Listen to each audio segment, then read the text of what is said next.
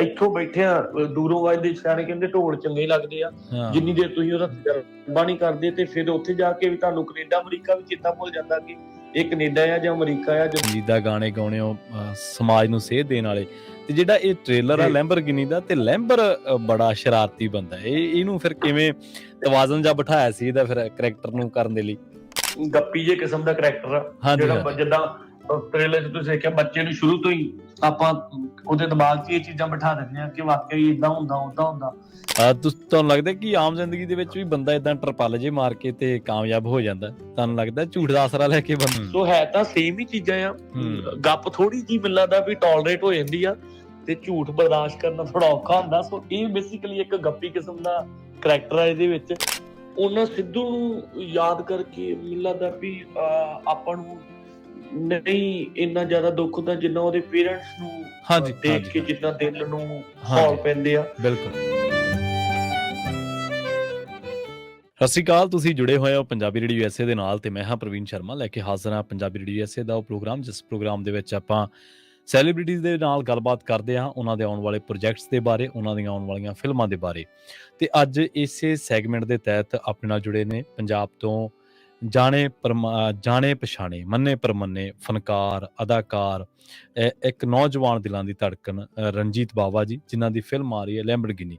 ਉਹਨਾਂ ਦੇ ਨਾਲ ਹੀ ਇਸ ਫਿਲਮ ਨੂੰ, ਇਸ ਪ੍ਰੋਜੈਕਟ ਨੂੰ ਲੈ ਕੇ ਖਾਸ ਗੱਲਾਂ ਬਾਤਾਂ ਕਰਦੇ ਹਾਂ। 2 ਜੂਨ ਨੂੰ ਇਹ ਫਿਲਮ ਜਿਹੜੀ ਆ ਉਹ ਰਿਲੀਜ਼ ਹੋ ਰਹੀ ਹੈ। ਰਣਜੀਤ ਬਾਵਾ ਆਪਣੇ ਨਾਲ ਜੁੜ ਚੁੱਕੇ ਨੇ। ਰਣਜੀਤ ਬਾਵਾ ਜੀ, ਸਤਿ ਸ਼੍ਰੀ ਅਕਾਲ, ਸਵਾਗਤ ਹੈ ਜੀ ਪੰਜਾਬੀ ਰੇਡੀਓ। ਸਤਿ ਸ਼੍ਰੀ ਅਕਾਲ ਜੀ। ਪੰਜਾਬੀ ਰੇਡੀਓ ਸੁਣਦੇ ਸਾਰੇ ਭੈਣ ਭਰਾਵਾਂ ਨੂੰ ਦਿਲੋਂ ਪਿਆਰ, ਸਤਿਕਾਰ ਤੇ ਪਿਆਰ ਭਰੀ ਸਤਿ ਸ਼੍ਰੀ ਅਕਾਲ ਜੀ। ਤੇ ਕਿੰਨੀ ਕੁ ਐਕਸਾਈਟਮੈਂਟ ਹੈ, ਕਿਉਂਕਿ USA ਦੇ ਸਮੇਂ ਮੁਤਾਬਕ ਤਾਂ ਹਜੇ 48 ਘੰਟੇ ਪਏ ਆ, ਪਰ ਭਾਰਤੀ ਸਮੇਂ ਦੇ ਮੁਤਾਬਕ 24 ਘੰਟੇ ਰਹਿ ਗਏ ਆ। ਭਾਜੀ ਮੈਨੂੰ ਲੱਗਦਾ ਕਿ ਪਿੱਛੇ ਕਿ ਜੇ ਆ ਕੇ ਐਕਸਾਈਟਮੈਂਟ ਖਤਮ ਹੋ ਜਾਂਦੀ ਹੈ ਤੇ ਨਰਵਸਨੈਸ ਸ਼ੁਰੂ ਹੋ ਜਾਂਦੀ ਹੈ। ਹਾਂਜੀ, ਇੱਕ ਇਮਤਿਹਾਨ ਹੀ ਹੁੰਦਾ ਆ। ਜਦੋਂ ਤੁਹਾਨੂੰ ਇੱਕ ਇਮਤਿਹਾਨ ਤੋਂ ਬਾਅਦ ਜਦੋਂ ਤੁਹਾਡਾ ਰਿਜ਼ਲਟ ਤੁਸੀਂ ਵੇਟ ਕਰਦੇ ਆ ਨਾ, ਇਹ ਉਹ ਫੀਲਿੰਗ ਹੁੰਦੀ ਆ। ਸੋ ਐਕਸਾਈਟਮੈਂਟ ਹੁੰਦੀ ਆ ਜਦੋਂ ਤੁਸੀਂ 10 ਕੁ ਦਿਨ ਪਹਿਲਾਂ, ਫਿਰ ਹੁਣ ਜਾ ਕੇ ਥੋੜਾ ਜਿਹਾ ਵੀ ਚਲੋ ਇੱਕ ਤੁਹਾਡੇ ਕੰਮ ਨੂੰ ਲੋਕ ਪਸੰਦ ਕਰਨ ਸਭ ਤੋਂ ਪਹਿਲਾਂ, ਫਿਰ ਉਹਨੂੰ ਲਾਈਕ ਅੱਗੇ ਐਪਰੀਸ਼ੀਏਟ ਕਰਕੇ ਤੇ ਅੱਗੇ ਉਹਨੂੰ ਕਾਮਯਾਬ ਕਰਨ। ਜੀ ਜੀ। ਅੱਛਾ ਰਣਜੀਤ ਬਾਈ ਜੀ, ਇੱਕ ਟ੍ਰੇਲਰ ਦੇਖਿਆ ਸੀ ਜਦੋਂ ਲੈਂਬਰਗਿਨੀ ਦਾ, ਤੇ ਉਹ ਟ੍ਰੇਲਰ ਜਿਹੜਾ ਵਾ ਉਹ ਤੁਹਾਡੀ ਜਿਹੜੀ ਆਮ ਨੋਰਮਲ ਸ਼ਖਸੀਅਤ ਹੈ, ਕਿਉਂਕਿ ਤੁਸੀਂ ਸੰਜੀਦਾ ਕਿਸਮ ਦੇ ਇਨਸਾਨ ਹੋ, ਸੰਜੀਦਾ ਗਾਣੇ ਗਾਉਣੇ ਹੋ, ਸਮਾਜ ਨੂੰ ਸੇਧ ਦੇਣ ਵਾਲੇ। ਤੇ ਜਿਹੜਾ ਇਹ ਟ੍ਰੇਲਰ ਆ ਲੈਂਬਰਗਿਨੀ ਦਾ, ਤੇ ਲੈਂਬਰ ਬੜਾ ਸ਼ਰਾਰਤੀ ਬੰਦਾ। ਇਹਨੂੰ ਫਿਰ ਕਿਵੇਂ ਤਵਾਜ਼ਨ ਜਾ ਬਿਠਾਇਆ ਸੀ ਇਹਦਾ ਫਿਰ ਕਰੈਕਟਰ ਨੂੰ ਕਰਨ ਦੇ ਲਈ? ਹਾਂਜੀ, ਨਹੀਂ ਉਹ ਕਰੈਕਟਰ ਪਹਿਲਾਂ ਜਦੋਂ ਉਹਨਾਂ ਨੇ ਮੈਨੂੰ ਦੱਸਿਆ ਸੀਗਾ ਕਿ ਇੱਕ ਗੱਪੀ ਜੇ ਕਿਸਮ ਦਾ ਕਰੈਕਟਰ ਆ ਜਿਹੜਾ ਜਿੱਦਾਂ ਟ੍ਰੇਲਰ 'ਚ ਤੁਸੀਂ ਦੇਖਿਆ, ਬੱਚੇ ਨੂੰ ਸ਼ੁਰੂ ਤੋਂ ਹੀ ਆਪਾਂ ਉਹਦੇ ਦਿਮਾਗ 'ਚ ਇਹ ਚੀਜ਼ਾਂ ਬਿਠਾ ਦਿੰਦੇ ਆ ਕਿ ਵਾਕਈ ਏਦਾਂ ਹੁੰਦਾ ਓਦਾਂ ਹੁੰਦਾ। ਸੋ ਉਹ ਮੈਨੂੰ ਲੱਗਦਾ ਜ਼ਿਆਦਾ ਹੀ ਸੀਰੀਅਸ ਇਹ ਚੀਜ਼ ਨੂੰ ਲੈ ਜਾਂਦਾ ਵੀ ਵਾਕਿਆ ਏਦਾਂ ਹੀ ਕਰਨਾ। ਸੋ ਉਹ ਕਰੈਕਟਰ ਤਾਂ ਮੈਨੂੰ ਖਾਸ ਕਰਨ 'ਚ ਕੋਈ ਏਡੀ ਔਖੀ ਨਹੀਂ ਹੋਈ, ਕਿਉਂਕਿ ਨੋਰਮਲ ਲਾਈਫ ਦੇ ਵਿੱਚ ਆਪਾਂ ਇੰਨਾ ਕੁ ਹਾਸਾ ਠੱਠਾ ਕਰਦੇ ਰਹਿੰਦੇ ਆ। ਤੇ ਪਰ ਉਹ ਫਿਲਮ ਦੇ ਵਿੱਚ ਇਹ ਹੁੰਦਾ ਕਿ ਫਿਲਮ 'ਚ ਹੋਰ ਐਲੀਮੈਂਟਸ ਬਹੁਤ ਹੁੰਦੇ ਆ। ਕਈ ਵਾਰ ਤੁਸੀਂ ਟ੍ਰੇਲਰ 'ਚੋਂ ਸਾਰਾ ਕੁਛ ਨਹੀਂ ਵਿਖਾ ਸਕਦੇ ਹੁੰਦੇ, ਤੇ ਪਰ ਫਿਲਮ ਬਹੁਤ ਖੂਬਸੂਰਤ ਬਣੀ ਆ। ਉਹਦੇ ਵਿੱਚ ਜਿੱਥੇ ਕਿਤੇ ਆਪਾਂ ਕਹਿ ਸਕਦੇ ਕਿ drama, family drama, romance, sadness, ਸਾਰੀਆਂ ਚੀਜ਼ਾਂ ਮਤਲਬ ਫਿਲਮ ਦੇ ਵਿੱਚ ਪੈਕੇਜ ਦੇ ਵਿੱਚ ਆ। ਤੁਹਾਨੂੰ ਲੱਗਦਾ ਕਿ ਆਮ ਜ਼ਿੰਦਗੀ ਦੇ ਵਿੱਚ ਵੀ ਬੰਦਾ ਏਦਾਂ ਟਰਪਲ ਜੇ ਮਾਰ ਕੇ ਤੇ ਕਾਮਯਾਬ ਹੋ ਜਾਂਦਾ? ਤੁਹਾਨੂੰ ਲੱਗਦਾ ਝੂਠ ਦਾ ਆਸਰਾ ਲੈ ਕੇ ਬੰਦਾ ਏਦਾਂ? ਨਹੀਂ, ਮੈਨੂੰ ਲੱਗਦਾ ਕਿ ਝੂਠ ਤੇ ਗੱਪ ਹੈ ਤਾਂ ਇੱਕੋ ਪਰਿਵਾਰ ਦੇ ਹੀ ਆ, ਪਰ ਗੱਪ ਥੋੜੀ ਜਿਹੀ ਫਨੀ ਵਿੱਚ ਆ ਜਾਂਦੇ ਆ। ਆਪਾਂ ਕਈ ਵਾਰ ਜੇ ਕਿਤੇ ਐਵੇਂ ਕਹਿੰਦੇ ਵੀ ਆਪਣਾ ਯਾਰ ਦੋਸਤ ਕੋਈ ਗੱਪੀ ਬੜਾ, ਪਰ ਆਪਾਂ ਉਹਨੂੰ ਫਿਰ ਵੀ ਪਿਆਰ ਉਹਨਾਂ ਕਰਦੇ ਆ। ਪਰ ਜਿਹੜਾ ਇੱਕ ਝੂਠਾ ਬੰਦਾ ਆ, ਉਹ ਮੈਨੂੰ ਲੱਗਦਾ ਕਿ ਕਿਤੇ ਨਾ ਕਿਤੇ ਆਪਾਂ ਉਸ ਬੰਦੇ ਨੂੰ ਨਕਾਰ ਦਿੰਦੇ ਆ। ਸੋ ਹੈ ਤਾਂ ਸੇਮ ਹੀ ਚੀਜ਼ਾਂ ਆ। ਗੱਪ ਥੋੜੀ ਜਿਹੀ ਮੈਨੂੰ ਲੱਗਦਾ ਵੀ ਟੋਲਰੇਟ ਹੋ ਜਾਂਦੀ ਆ ਤੇ ਝੂਠ ਬਰਦਾਸ਼ਤ ਕਰਨਾ ਥੋੜਾ ਔਖਾ ਹੁੰਦਾ। ਸੋ ਇਹ ਬੇਸਿਕਲੀ ਇੱਕ ਗੱਪੀ ਕਿਸਮ ਦਾ ਕਰੈਕਟਰ ਆ ਇਹਦੇ ਵਿੱਚ। ਪਰ ਜਿਹਨੂੰ ਐਂਡ ਆਫ ਦਾ ਟਾਈਮ ਕੁੱਲ ਮਿਲਾ ਕੇ ਇਹ ਕਹਿੰਦੇ ਵੀ ਜਦੋਂ ਕੱਪ ਤੁਹਾਡੀ ਹੱਦੋਂ ਵੱਧ ਜੇ ਤੇ ਫਿਰ ਉਹ ਝੂਠ ਬਣ ਜਾਂਦਾ ਆ ਤੇ ਉਹ ਤੁਹਾਨੂੰ ਤੰਗ ਕਰਦਾ ਆ। ਤੇ ਮੈਨੂੰ ਲੱਗਦਾ ਆਪਣੇ ਆਲੇ ਦੁਆਲੇ ਕਰੈਕਟਰ ਏਦਾਂ ਦੇ ਹੁੰਦੇ ਹੀ ਆ। ਜਦੋਂ ਆਪਾਂ ਕਾਲਜ ਯੂਨੀਵਰਸਿਟੀ ਪੜ੍ਹਦੇ ਸੀ ਤੇ ਕਿਤੇ ਨਾ ਕਿਤੇ ਆਪਾਂ ਵੀ ਮਾੜੀ ਮੋਟੀ ਜੀ ਤੇ ਗੱਪ ਮਾਰ ਕੇ ਕੰਮ ਸਾਰੇ ਲੈਂਦੇ ਰਹੇ, ਭਾਵੇਂ ਉਹ ਲੈਕਚਰ ਹੁੰਦੇ ਸੀ ਤੇ ਭਾਵੇਂ ਉਹ ਮਤਲਬ ਹਰ ਫੀਲਡ ਦੇ ਵਿੱਚ, ਹਰ ਪ੍ਰੋਫੈਸ਼ਨ ਦੇ ਵਿੱਚ ਡਿਪੈਂਡ ਕਰਦਾ ਵੀ ਉਹ ਬਸ ਉਹ ਝੂਠ ਜਾਂ ਗੱਪ ਕਿਸੇ ਦਾ ਨੁਕਸਾਨ ਨਾ ਕਰੇ। ਅਦਰਵਾਈਜ਼ ਜੇ ਕਿਸੇ ਨੂੰ ਦਿਲ ਦਾ ਟਾਈਮ ਮਾੜੀ ਮੋਟੀ ਖੁਸ਼ੀ ਦੇ ਦਿੰਦੀ ਹੈ ਜਾਂ ਮਾੜਾ ਮੋਟਾ ਜਿਹਾ ਕੰਮ ਸਾਰ ਦਿੰਦੀ ਹੈ ਤੇ ਉਹਨਾਂ ਕੁ ਚੱਲ ਜਾਂਦਾ ਹੈ। ਜੀ ਜੀ। ਅਦਰਵਾਈਜ਼ ਉਹ ਬਹੁਤਾ ਜ਼ਿਆਦਾ ਕਿਸੇ ਦਾ ਨੁਕਸਾਨ ਨਾ ਕਰਨ ਵਾਲੀ ਹੋਵੇ। ਇੱਕ ਵਾਰ ਫਿਰ ਤੋਂ ਆਪਾਂ ਆਪਣੀ ਦਰਸ਼ਕਾਂ ਨੂੰ, ਪੰਜਾਬੀ ਰੇਡੀਓ USA ਦੇ ਸਰੋਤਿਆਂ ਨੂੰ ਦੱਸਦੇ ਚੱਲੀਏ ਕਿ ਰਣਜੀਤ ਬਾਵਾ ਦੀ ਲੈਂਬਰਗਿਨੀ ਜਿਹੜੀ ਫਿਲਮ ਹੈ ਉਹ 2 ਜੂਨ ਨੂੰ ਰਿਲੀਜ਼ ਹੋ ਰਹੀ ਹੈ। ਇਸ ਫਿਲਮ ਦੇ ਵਿੱਚ ਰਣਜੀਤ ਬਾਵਾ ਜੀ ਦੇ ਨਾਲ ਮਹਿਰਾ ਸ਼ਰਮਾ, ਨਿਰਮਲ ਰਿਸ਼ੀ ਜੀ, ਸਰਬਜੀਤ ਚੀਮਾ ਜੀ, ਕਿਮੀ ਵਰਮਾ ਜੀ ਤੇ ਇਹਨਾਂ ਦੇ ਨਾਲ ਤਾਹਿਰ ਅਸ਼ਰਫ ਜੀ ਵੀ ਜਿਹੜੇ ਆ ਤੁਹਾਨੂੰ ਦਿਖਾਈ ਦੇਣਗੇ। ਫਿਲਮ ਜਿਹੜੀ ਆ ਉਹ ਇੱਕ ਪਾਤਰ ਦੇ ਦੁਆਲੇ ਘੁੰਮਦੀ ਹੈ ਜਿਸ ਦੀਆਂ ਸ਼ਰਾਰਤੀ ਗਤੀਵਿਧੀਆਂ ਤੋਂ, ਸਰਗਰਮੀਆਂ ਤੋਂ ਤੰਗ ਆ ਕੇ ਉਹਦੇ ਮਾਪੇ ਉਹਨੂੰ ਬਾਹਰਲੇ ਮੁਲਕ ਭੇਜ ਦਿੰਦੇ ਆ ਤੇ ਉੱਥੇ ਫਿਰ ਗਿੰਨੀ ਨਾਂ ਦੀ ਕੁੜੀ ਦੇ ਨਾਲ ਉਸ ਨੂੰ ਪਿਆਰ ਹੋ ਜਾਂਦਾ। ਟ੍ਰੇਲਰ ਦੇ ਵਿੱਚ, ਜੋ ਟ੍ਰੇਲਰ ਤੋਂ ਸਮਝ ਆਇਆ, ਉਹ ਇੰਨੀ ਚੀਜ਼ ਸਮਝ ਆਈ ਹੈ। ਫਿਲਮ ਦੇ ਵਿੱਚ ਹੋਰ ਬੜੀਆਂ ਸ਼ਾਨਦਾਰ ਚੀਜ਼ਾਂ ਨੇ। ਤੇ ਹੋਰ ਕੋਈ ਫਿਲਮ ਦੀ ਸ਼ੂਟਿੰਗ ਦੇ ਦੌਰਾਨ ਕੋਈ ਯਾਦ ਜਿਹੜੀ ਹੈ ਸਾਡੇ ਨਾਲ ਤਾਜ਼ਾ ਕਰਨੀ ਚਾਹੁੰਦੇ ਹੋ ਬਾਬਾ ਜੀ ਤੁਸੀਂ?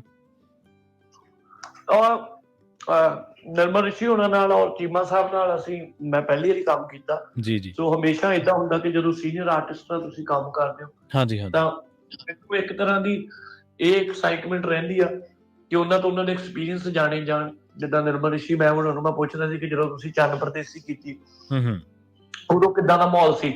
ਉਦੋਂ ਨਾ ਵੈਰਾਈਟੀਆਂ ਸੀਗੀਆਂ, ਨਾ ਹੀ ਮਿਲਦਾ ਦਾ ਇੰਨੀਆਂ ਅੱਜ ਵਾਂਗ ਸੁੱਖ ਸਹੂਲਤਾਂ ਸੀਗੀਆਂ ਨਹੀਂ ਸੀ। ਸੋ ਚੀਮਾ ਭਾਜੀ ਨਾਲ ਵੀ ਅਸੀਂ ਇੱਕ ਜਗ੍ਹਾ ਸ਼ੂਟ ਕਰਦੇ ਸੀ। ਫਿਰ ਭਾਜੀ ਨੂੰ ਮੈਂ ਕਿਹਾ ਵੀ ਆਓ ਤੁਹਾਡੇ ਰੰਗਲੇ ਪੰਜਾਬ ਤੇ ਥੋੜਾ ਜਿਹਾ ਭੰਗੜਾ ਪਾਈਏ।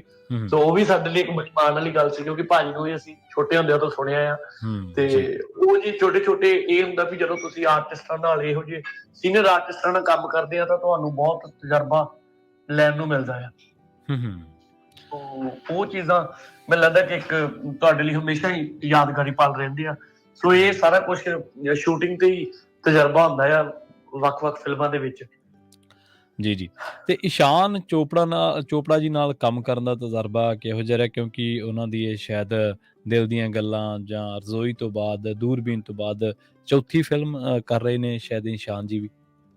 ਹਾਂਜੀ, ਉਹ ਬੇਸਿਕਲੀ ਉਹਦੀ ਐਜ਼ ਅ ਡਾਇਰੈਕਟਰ ਤਾਂ ਇਹ ਸੈਕੰਡ ਫਿਲਮ ਆ ਜੀ ਜੀ। ਤੇ ਵਧੀਆ। ਉਹ ਬੜਾ ਮੁੰਡਾ ਬੜਾ ਟੈਲੈਂਟਡ ਆ ਔਰ ਬੜਾ ਉਹਨੇ ਆਪਣੇ ਕੰਮ ਪ੍ਰਤੀ ਇਜ਼ ਵੈਰੀ ਓਨੈਸਟ। ਉਹ ਬੜੀ ਓਨੈਸਟੀ ਨਾਲ ਉਹਨੇ ਕੰਮ ਕੀਤਾ ਆ ਤੇ ਵਧੀਆ ਲੱਗਾ।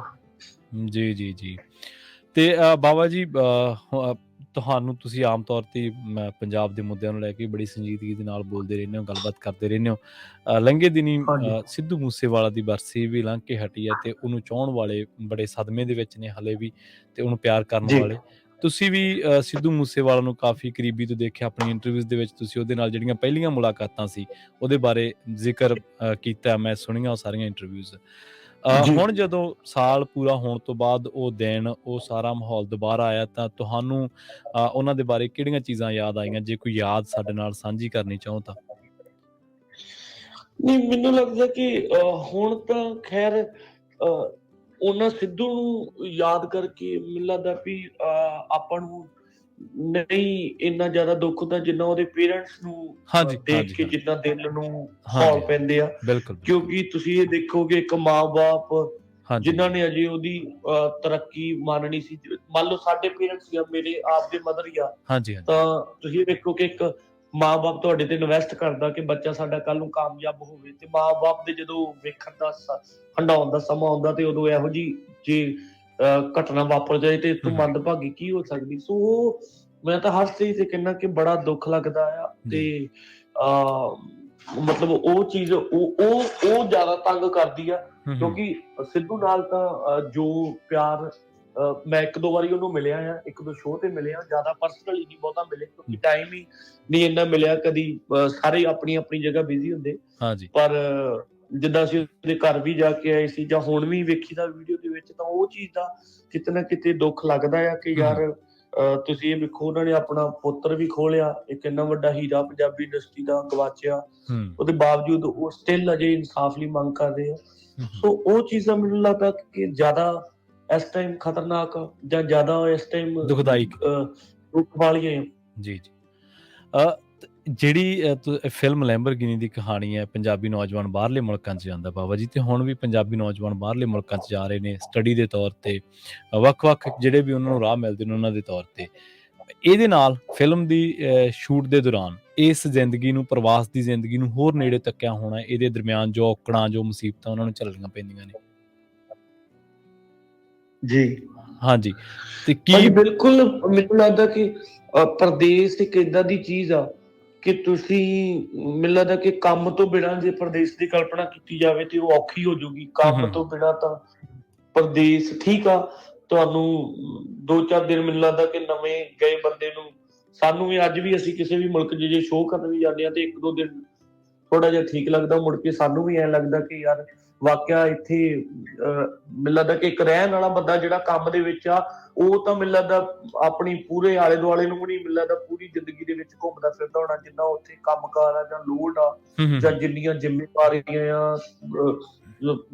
ਬੰਦਾ ਪਹਿਲਾਂ ਰੈਂਟ ਤੇ ਹੁੰਦਾ, ਫਿਰ ਬੰਦਾ ਸੋਚਦਾ ਕਿ ਮੈਂ ਆਪਦਾ ਘਰ ਲਵਾਂ, ਫਿਰ ਉਹਦੀਆਂ ਕਿਸ਼ਤਾਂ ਗੱਡੀਆਂ ਕਰ, ਉਹ ਬਹੁਤ ਹਾਰਡ ਲਾਈਫ ਆ, ਸੌਖਾ ਨਹੀਂ ਆ। ਪ੍ਰਦੇਸ਼ ਲੱਗਦਾ ਕਿ ਕਈ ਵਾਰੀ ਇੱਥੋਂ ਬੈਠੇ ਆ, ਦੂਰੋਂ ਵੱਜਦੇ ਸਿਆਣੇ ਕਹਿੰਦੇ ਢੋਲ ਚੰਗੇ ਲੱਗਦੇ ਆ, ਜਿੰਨੀ ਦੇਰ ਤੁਸੀਂ ਉਹਦਾ ਤਜਰਬਾ ਨਹੀਂ ਕਰਦੇ ਤੇ ਫਿਰ ਉੱਥੇ ਜਾ ਕੇ ਵੀ ਤੁਹਾਨੂੰ ਕੈਨੇਡਾ ਅਮਰੀਕਾ ਵੀ ਚੇਤਾ ਭੁੱਲ ਜਾਂਦਾ ਕਿ ਇਹ ਕੈਨੇਡਾ ਆ ਜਾਂ ਅਮਰੀਕਾ ਆ। ਜਦੋਂ ਕੰਮ ਤੁਹਾਨੂੰ ਮਤਲਬ ਮੈਨੂੰ ਲੱਗਦਾ ਕਿ ਅਣਥੱਕ ਤੇ ਕਿੰਨੇ ਘੰਟੇ ਤੇ ਕਿੰਨੀਆਂ ਸ਼ਿਫਟਾਂ ਲਾਉਣੀਆਂ ਪੈਂਦੀਆਂ ਆ, ਉਦੋਂ ਜਾ ਕੇ ਫਿਰ ਬੰਦਾ ਸੋਚਦਾ ਵੀ ਕਈ ਵਾਰ ਪੰਜਾਬ ਤੋਂ ਕੈਨੇਡਾ ਅਮਰੀਕਾ ਜਾਂ ਆਪਾਂ ਨੂੰ ਬੈਠਿਆਂ ਨੂੰ ਬੜਾ ਵਧੀਆ ਲੱਗਦਾ ਕਿ ਪਤਾ ਨਹੀਂ ਕਿਹੜੇ ਉੱਥੇ ਸੌਖੇ ਡਾਲਰ ਬਣਦੇ ਆ, ਜਾਂ ਇੱਥੋਂ ਅਸੀਂ ਵੀ ਕਈ ਵਾਰੀ ਕਹਿ ਦਿੰਦੇ ਹੁੰਦੇ ਸੀ ਕਿ ਯਾਰ ਆਪਣੇ ਯਾਰਾਂ ਦੋਸਤਾਂ ਨੂੰ ਵੀ ਸਾਡੇ ਲਈ, ਮੈਨੂੰ ਯਾਦ ਹੈ ਕਾਲਜ ਪੜ੍ਹਦੇ ਆ ਨਾ, ਇੱਕ ਵਾਰ ਮੈਂ ਆਪਣੇ ਦੋਸਤ ਨੂੰ ਕਿਹਾ ਯਾਰ ਮੇਰੇ ਲਈ ਸ਼ੂ ਭੇਜੀ ਹੈ ਨਾ, ਤੇ ਮੈਨੂੰ ਹੁਣ ਅਹਿਸਾਸ ਹੁੰਦਾ ਕਿ ਯਾਰ ਉਹਨੇ ਅੱਜ ਤੋਂ 10-12 ਸਾਲ ਪਹਿਲਾਂ ਕਿਹੜੇ ਬੰਦੇ ਦਾ ਕਰਦਾ ਹੋਊਗਾ ਨਾ, ਵੀ ਕੋਈ 100-200 ਡਾਲਰ ਵੀ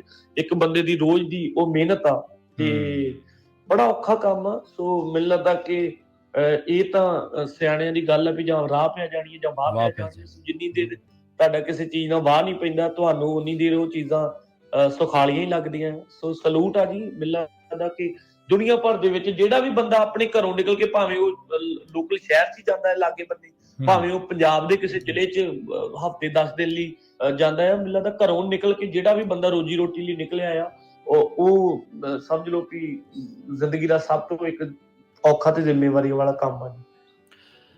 ਤੁਹਾਡਾ ਇੱਕ ਗਾਣਾ ਵੀ ਹੈ ਨਾ ਪ੍ਰਦੇਸ਼ ਤੇ, ਹੁਣੇ ਆਇਆ ਸੀਗਾ, ਕੰਮ ਤੋਂ ਆਇਆ ਕੰਮ ਤੇ ਚੱਲਾਂ, ਕੰਮ ਤੇ ਚੱਲਾਂ, ਜੀ ਤਿੰਨ ਹੀ ਗੱਲਾਂ, ਬਿਲਕੁਲ। ਤੇ ਉਹ ਜਿਹੜੀ ਉਹ ਗਾਣਾ ਇੱਕ ਆਰਟਿਸਟ ਗਾਣੇ ਰਾਹੀਂ ਗੱਲ ਕਹਿ ਸਕਦਾ ਹੁੰਦਾ ਹੈ ਨਾ, ਪਰ ਉਹ ਜਿਹੜੀ ਤੁਸੀਂ ਮੈਂ ਚੰਗੀ ਤਰ੍ਹਾਂ ਮਹਿਸੂਸ ਕਰ ਸਕਦਾ ਵੀ ਜਿਹੜੀ ਭਾਵਨਾ ਦੇ ਵਿੱਚ, ਜਿਹੜੇ ਜਜ਼ਬਾਤਾਂ ਦੇ ਵਿੱਚ ਵਹਿ ਕੇ ਤੁਸੀਂ ਗਾਣਾ ਕੀਤਾ ਹੋਣਾ, ਉਹ ਹੁਣ ਤੁਸੀਂ ਸ਼ਬਦਾਂ 'ਚ ਗੱਲ ਕਹੀ ਹੈ। ਬਿਲਕੁਲ ਸਹੀ ਗੱਲ ਹੈ। ਇਹੀ ਚੀਜ਼ ਆ ਜੀ। ਮਤਲਬ ਮੈਂ ਇੱਕ ਦਿਨ ਮੈਂ ਇਹ ਚੀਜ਼ ਫੀਲ ਕੀਤੀ, ਮੈਂ ਆਪਦੇ ਸਿਸਟਰ ਕੋਲ ਇੱਥੇ ਰਹਿੰਦਾ ਸੀ, ਇੱਕ ਪਿਛਲੀ ਵਾਰ ਕੈਨੇਡਾ ਦਾ ਪਿਆ, ਤਾਂ ਮੈਨੂੰ ਯਾਦ ਆ ਮੈਂ ਉਹਨਾਂ ਨੂੰ 2-3 ਦਿਨ ਬਾਅਦ ਘਰ 'ਚ ਹੀ, ਮਤਲਬ ਉਹ ਕਈ ਵਾਰ ਸੁੱਤਿਆਂ ਕੰਮ ਤੇ ਚਲੇ ਜਾਂਦੇ ਸੀ, ਜਦੋਂ ਆਉਂਦੇ ਸੀ ਉਦੋਂ ਰੋਜ਼ ਸੁੱਤੇ ਹੁੰਦੇ ਸੀ, ਤੇ ਉਹ ਚੀਜ਼ਾਂ ਤਾਂ ਅਸੀਂ ਖੈਰ ਫਿਲਮਾਂ 'ਚ ਵੀ ਵੇਖੀਆਂ, ਪਰ ਰੀਅਲ ਲਾਈਫ 'ਚ ਵੀ ਵੇਖੀਆਂ ਕਿ ਉੱਥੇ ਕਿਸੇ ਕੋਲ ਇੰਨਾ ਸਮਾਂ ਹੀ ਨਹੀਂ ਹੈਗਾ ਕਿ ਆ ਸੈਟਰਡੇ ਸੰਡੇ, ਮੈਨੂੰ ਲੱਗਦਾ ਕਿ ਉਹ ਮੈਨੂੰ ਲੱਗਦਾ ਫਰਾਈਡੇ ਈਵਨਿੰਗ ਤੇ ਸ਼ਨੀਵਾਰ ਉਹ ਪਰਦੇਸੀਆਂ ਲਈ ਮੈਨੂੰ ਲੱਗਦਾ ਵੀ ਸਭ ਤੋਂ ਵੱਡੇ ਦਿਨ ਹੁੰਦੇ ਆ, ਦੀਵਾਲੀ ਵਰਗੀ ਮਸਾਂ ਹੀ ਮੈਨੂੰ ਲੱਗਦਾ ਕਿ ਗਰੋਸਰੀ ਤੇ ਉਹਦੇ 'ਚ ਹੀ ਨਿਕਲ ਜਾਂਦੇ ਆ, ਸਾਫ਼ ਸਫਾਈਆਂ 'ਚ। ਐਤਵਾਰ ਨੂੰ ਫਿਰ 4 ਵਜੇ ਨੂੰ ਚਲੋ ਸੌਂ ਜਾਓ ਤੇ ਮੰਡੇ ਨੂੰ ਫਿਰ ਕੰਮ, ਤੇ ਆਪ ਸੋਚੋ ਕਿ ਉਹ ਕਿੰਨਾ ਹਾਰਡ ਆ। ਈਵਨ ਸਾਨੂੰ ਮੈਸੇਜ ਵੀ ਇੰਨੇ ਸਾਡੇ ਭੈਣ ਭਰਾ ਕਰਦੇ ਆ ਕਿ ਯਾਰ ਵਾਕਿਆ ਲਿਖਣ ਵਾਲੇ ਵੀ ਕਮਾਲ ਆ, ਜਿਨ੍ਹਾਂ ਨੇ ਉਹ ਗਾਣੇ ਜਿਨ੍ਹਾਂ ਨੇ ਲਿਖੇ ਆ, ਉਹਨਾਂ ਲੋਕਾਂ ਨੂੰ ਬੜੀ ਨੇੜੇ ਤੋਂ ਉਹਨਾਂ ਨੇ ਉਹ ਚੀਜ਼ਾਂ ਵੇਖੀਆਂ। ਜੀ ਬਾਬਾ ਜੀ, ਬਹੁਤ ਬਹੁਤ ਧੰਨਵਾਦ ਤੇ ਬੈਸਟ ਆਫ ਲੱਕ ਤੁਹਾਡੀ ਲੈਂਬਰਗਿਨੀ ਦੇ ਲਈ। ਇੱਕ ਵਾਰ ਮੁੜ ਤੋਂ ਦੱਸਦੇ ਚੱਲੀਏ ਕਿ ਓਮ ਜੀ ਸਟਾਰ ਸਟੂਡੀਓ ਤੇ ਉਹਨਾਂ ਦੇ ਨਾਲ ਹੈਂਗ ਵਾਇਸ ਸਟੂਡੀਓ ਦੇ ਨਾਲ ਜਿਹੜੀ ਪ੍ਰੋਡਕਸ਼ਨ SSD ਪ੍ਰੋਡਕਸ਼ਨਸ ਦੀ ਫਿਲਮ ਲੈਂਬਰਗਿਨੀ, ਜਿਹਦੇ ਵਿੱਚ ਰਣਜੀਤ ਬਾਵਾ ਦੇ ਨਾਲ ਹੋਣਗੇ, ਤੁਹਾਨੂੰ ਨਜ਼ਰ ਆਉਣਗੇ ਨਿਰਮਲ ਰਿਸ਼ੀ ਜੀ, ਸਰਬਜੀਤ ਚੀਮਾ ਜੀ, ਮਹਿਰਾ ਸ਼ਰਮਾ ਜੀ ਤੇ ਕਿਮੀ ਵਰਮਾ, ਤੇ ਇਹਨਾਂ ਦੇ ਨਾਲ ਤਾਹਿਰ ਅਸ਼ਰਫ ਦੇ ਨਾਲ ਸ਼ਿੰਗਾਰੀ ਇਹ ਫਿਲਮ ਹੈ। 2 ਜੂਨ ਨੂੰ ਸਾਰੇ ਸਿਨੇਮਾ ਘਰਾਂ ਦੇ ਵਿੱਚ ਰਿਲੀਜ਼ ਹੋ ਰਹੀ ਹੈ। ਰਣਜੀਤ ਬਾਵਾ ਜੀ ਨੇ ਆਪਣੇ ਨਾਲ ਜੁੜ ਕੇ ਫਿਲਮ ਦੀ ਬਾਬਤ, ਫਿਲਮ ਦੇ ਦੌਰਾਨ ਐਕਸਪੀਰੀਅੰਸ ਦੇ ਨਾਲ ਤੇ ਨਾਲ ਹੋਰ ਪੰਜਾਬ ਦੇ ਚਲੰਤ ਮਸਲਿਆਂ ਉੱਤੇ ਗੱਲਬਾਤ ਕੀਤੀ। ਬਹੁਤ ਬਹੁਤ ਧੰਨਵਾਦ ਰਣਜੀਤ ਬਾਵਾ ਜੀ, ਇੱਕ ਵਾਰ ਮੁੜ ਤੋਂ।